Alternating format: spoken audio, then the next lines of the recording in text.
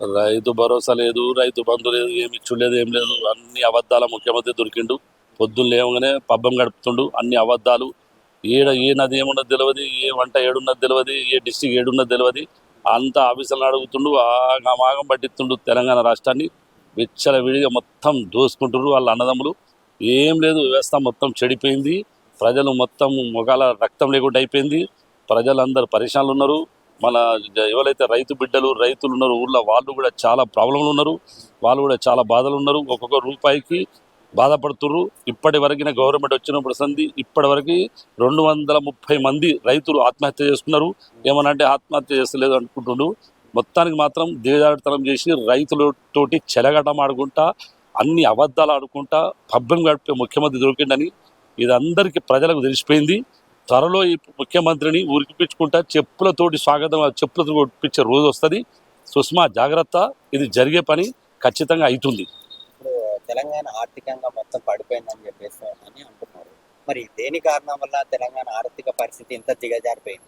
ఏమున్నదండి, తెలంగాణలో real estate నడితేనేమో, ఏమైనా business నడితేనేమో, రైతులు మంచిగా సంతోషంగా ఉంటేనేమో, పొలాలలో నీళ్లు ఉంటేనేమో అన్ని చేస్తారు. పొలాలన్నీ ఎండగొట్టిండు, ఒక్క చెరువు కనబడతలేదు. అప్పుడు కేసీఆర్ గారు అంత ఎండలు మడమడలనే ఎండలు, అటువంటి దాంట్లో 100% ఉష్ణోగ్రత 40-40% నడిచే ఉష్ణోగ్రత అప్పుడు మొత్తం చెరువులు నిండాయి. చెరువులలో నీళ్లు ఉండే బ్రహ్మాండంగా నీళ్లు చూసుకుంటా పోతే, చెరువులు చూసుకుంటే పచ్చడి తోరణంలాగా, పచ్చడిలాగా నిత్య కళ్యాణం పచ్చ తోరణం అన్నట్టుండే. ఇప్పుడు ఏడ చూసిన ఎండలు, వాగులు, మనుషుల మోకాల రక్తాలు లేకుండా ఎక్కడికక్కడ భ్రమించిపోయింది రాష్ట్రం అంతా. ఈ ముఖ్యమంత్రి ఎప్పుడు పోతారా అని దేవుళ్లకు దీవెనలు పెడుతున్నారు, దేవుళ్ళకు కొబ్బరికాయలు కొడుతున్నారు, దేవునికి పూజలు చేస్తున్నారు. తొందరలో ఈ ముఖ్యమంత్రి పోతే మళ్ళీ గవర్నమెంట్ డిజాల్ అయ్యి మళ్ళీ మన కొత్త ముఖ్యమంత్రి మన కేసీఆర్ గారు, గౌరవనీయుల పెద్దలు, మన పూజ్యులు, మన గాంధీ మహాత్ముడు వస్తే మళ్ళీ మన అందరిలో ముఖాల్లో కళలు నెరవేరుస్తాయి. కలకల ఉంటుంది, పచ్చ తోరణంగా మారుతుంది. మొత్తం 31 జిల్లాల్లో తెలంగాణలో అందరూ సంతోషంగా ఉంటారు, చాలా హ్యాపీగా ఉంటారు. అందు గురించి చాలా బాధలు ఉన్నారు బ్రదరు. తొందరగా ఈ ముఖ్యమంత్రి ఏది తెలియదు, ఏదేదో అడ్డమైన పనులు చేసుకుంటా, లక్షలు కోట్లు ఓడగొట్టుకుంటా, హెలికాప్టర్లో తిరుక్కుంటా, ఆ ముఖ్యమంత్రి తెలియదు, ఓ ముఖ్యమంత్రి ఓ మంత్రి అంటాడు, ఎలక్షన్లు ఉన్నాయి అంటాడు, మళ్ళీ తర్వాత కాదు వేరే డేట్ అంటాడు, ఈ సీతకు వచ్చి ఆ డేట్ అంటారు. వీళ్ళకే సహనం లేదు. మంత్రుల అవగాహన లేని మంత్రులను పెట్టుకున్నాడు, అవగాహన లేని ముఖ్యమంత్రి అయిండు. ప్రజలను మభ్యపెట్టుకుంటా, ప్రజలను దోసుకుంటా, రోజులు గడుపుకుంటా, 5 స్టార్ హోటల్లో కూర్చుంటా, 5 స్టార్ ఢిల్లీకి అటు ఇటు సంచులు మోసుకుంటా, రోజు ప్రతి నెలకు ఒక 100 సార్లు వచ్చు ఢిల్లీకి పోవచ్చా. 42% కామారెడ్డి 42% మేము ఖచ్చితంగా ఇస్తామని చెప్పేసి అన్నారు. కానీ అమల్లోకి రాలేదు. అమల్లోకి రాకముందే స్థానిక ఎన్నికలు కూడా రాబోతున్నాయి. దీని గురించి మీరేమంటారు? ఏం లేదండి, ఏం రావు, ఏం ఇయ్యడు, ఏం పోడు. రైతు బంధు అన్నాడు, సగం ఎత్తాడు, ₹1,00,000 రుణమాఫీ చేస్తాడు, ఏది చేసుడు లేదు, ఎవరికి వచ్చేది లేదు, జేబులో రూపాయి లేదు. నేను కూడా ఒక రైతు, నాకు కూడా సన్నకారు రైతు, నాకు ఇప్పటివరకు రూపాయి రాలేదు. సార్ వల్ల మాకు ఎన్నో పైసలు వచ్చినాయి సార్, మాకు కూడా రూపాయి వస్తలేదు, మన్ను లేదు. మేము ఇంత చదువుకున్న వాళ్ళమే.